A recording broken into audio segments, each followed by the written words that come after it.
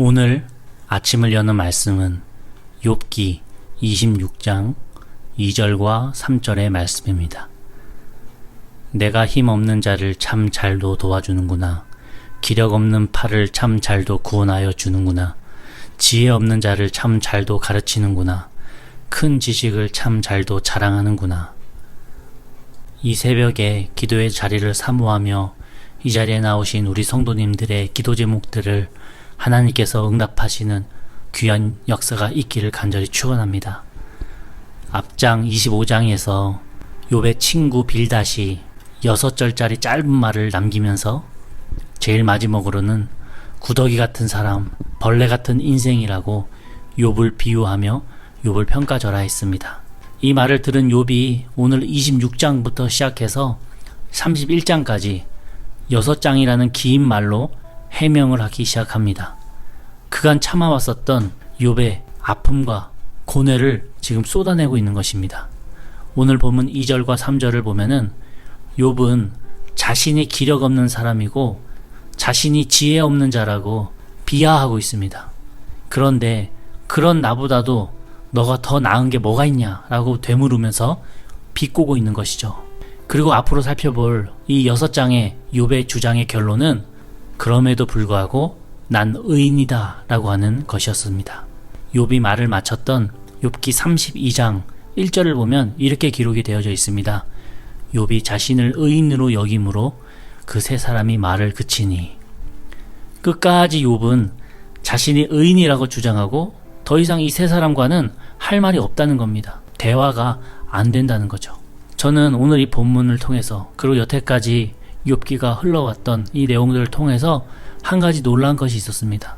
지난 욥기 25장까지 엘리바스, 빌닷, 소발이 각각 3번씩 총 12번을 욥아, 너가 죄인이고 너가 잘못된 사람이기에 이러한 벌을 받고 있으니 너는 인정하고 회개해라 라고 하는 이 정죄의 말을 계속해서 쏟아낸 것입니다. 이렇게 12번의 이야기를 들었던 욥이 변화되었나요? 아니요. 욥은 털끝만큼도 변하지 않았습니다. 욥은 죽어도 나는 의인이라고 끝까지 주장하고 있는 것이죠. 자신이 죄인임을 인정할 수 없고 또 이러한 고난을 내가 받을 만큼 내 삶의 죄가 없었다고 이야기하는 것입니다. 여러분, 누가 맞는 말일까요? 물론 그 결론은 욥기 제일 마지막에 가면 하나님께서 판정을 해주십니다. 그 결론은 그때 가서 우리가 정확하게 알아보기로 하고 이 26장까지 이 긴 시간 동안 서로 이야기를 주거니 받거니 했지만 욥은 하나도 변하지 않았습니다. 물론 새 친구들도 변하지 않았어요. 사람은 부정적인 이야기로 변하지 않더라고요. 내가 아무리 교훈을 하고 내가 아무리 옳은 말을 해도 그 말이 부정적인 이야기라면 사람을 변화시킬 힘이 없다고 하는 것입니다. 교회를 개척하고 자연스럽게 한인 성도님들의 삶을 조금씩 알아가게 되면서 성도님들 가운데 잘못된 선택을 하시고 틀린 길을 걸어가시는 이 성도님들의 모습을 목회자가 보게 될 때에 목사로서 빠지기 쉬운 함정이 있더라고요. 성도님 그렇게 하시면 안 됩니다.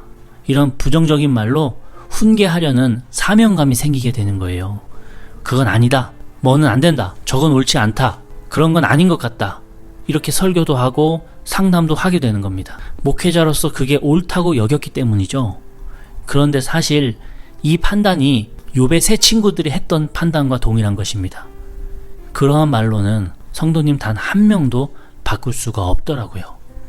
개척교회가 보통 3년 차쯤에 큰 위기가 한번 오는 게 통상적인 일인데 역시나 제가 사역했던 개척교회에서도 3년 차가 되니까 한번 큰 위기가 오게 되더라고요.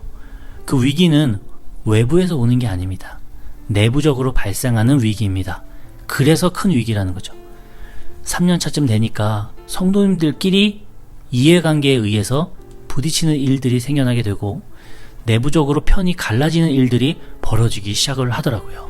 그렇게 위기에 직면했을 때, 그래서 이해관계에 놓이게 되셨을 때 성도님들의 언행이나 성품이 3년 전 주님을 믿지 않았던 때와 별반 다를 거 없이 오히려 1도 변하지 않은 그 모습을 보게 되면서 목사로서 허무함을 느끼게 되었습니다. 나는 3년 동안 도대체 무엇을 한 것인가? 교회를 이전도 하고 교회가 좀 더 넓어졌다고 한들 그게 무슨 소용이 있습니까?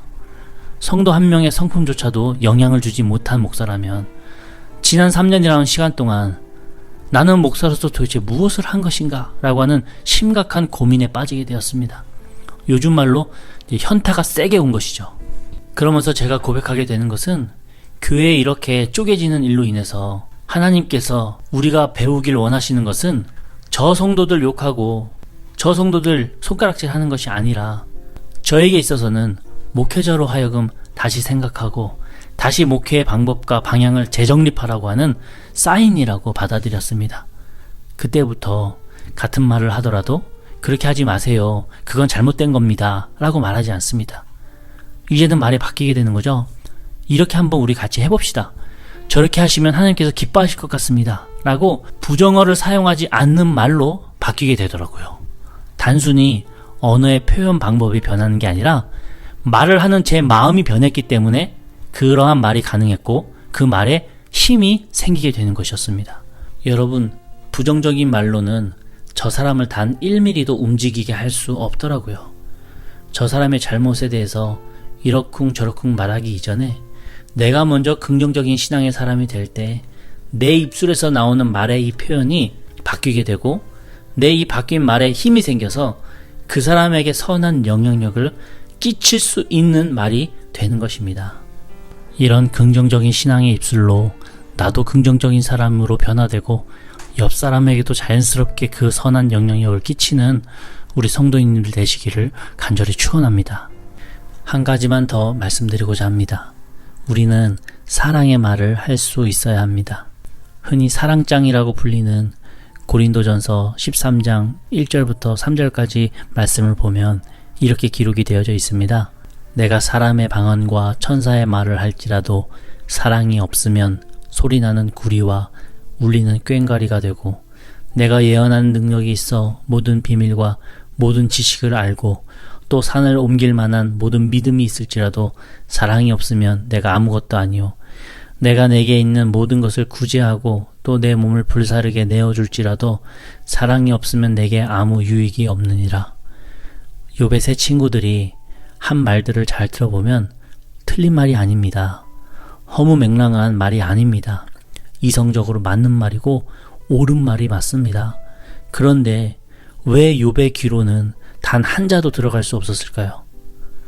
아무리 옳은 말, 유익한 말을 할지라도 사랑으로 말할 수 없다면 그 말은 시끄러운 꽹과리와도 같은 말이 되고 말기 때문입니다.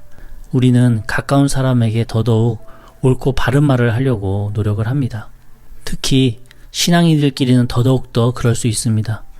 그러면서 한 단계 더 나아가서 하나님의 말씀까지도 끌어와서 옳은 말, 바른 말 하려고 할 때가 많습니다. 너 하나님이 그렇게 하지 말라고 하셨지? 하나님이 원치 않으셔. 이렇게 하나님을 끌어다가 내 주장을 더 강하게 어필할 때가 있어요. 그러나 이러한 어필도 내가 이 사람을 사랑하지 않은 상태에서 하는 어필이라면 결국 그 말로 인해서 오히려 하나님을 더 욕보이는 일이 되고 마는 겁니다. 오히려 그 말을 들은 사람은 하나님을 더 싫어하게 되는 것이죠. 사랑이 담긴 말은 오늘 12절에 나와 있는 것처럼 바다를 잔잔하게 하고 라합을 깨트리는 겁니다. 여기서 라합은 표기로는 이제 라합이라고 되어 있는데 여호수아서에 나오는 기생 라합과는 아무런 관련이 없고요. 정확하게는 라하브라고 하는 단어입니다. 그래서 이 라하브는 중동지방 전설에 등장하는 바닷속에 있는 괴물입니다. 우리의 마음을 바다라고 비유했을 때 바다 같은 우리 마음을 헤집고 요동치게 만드는 이 라하브 같은 괴물을 잠재우고 이 마음을 잔잔하게 만들 수 있는 것이 바로 사랑의 말이라고 하는 것입니다. 나는 사랑의 말을 하는 사람입니까? 아니면 옳은 말을 하려고 노력하는 사람입니까? 물론 옳은 말도 중요하지만 사랑에 속해 있지 않은 옳은 말이라면 결국 아무런 영향력이 없다라는 것을 우리는 이제 기억을 해야 됩니다. 욥과 그 세 친구들의 그간 대화에서도 우리가 알 수 있듯이 사랑이 아니라면 우리의 삶의 변화의 가능성을 만들어낼 수 없다라는 것을 우리는 기억하면서 믿음의 연수만큼 사랑의 깊이도 깊어져서 선한 영향력의 자녀들 되기를 간절히 기도하겠습니다. 오늘 하루도 주님 안에서 사랑하고 또 사랑받고 그 사랑 가운데 말씀 나누시면서 영향력을 끼치고 또 영향력을 받는 귀한 자녀들 되시기를 주의 이름으로 간절히 축원합니다. 아멘.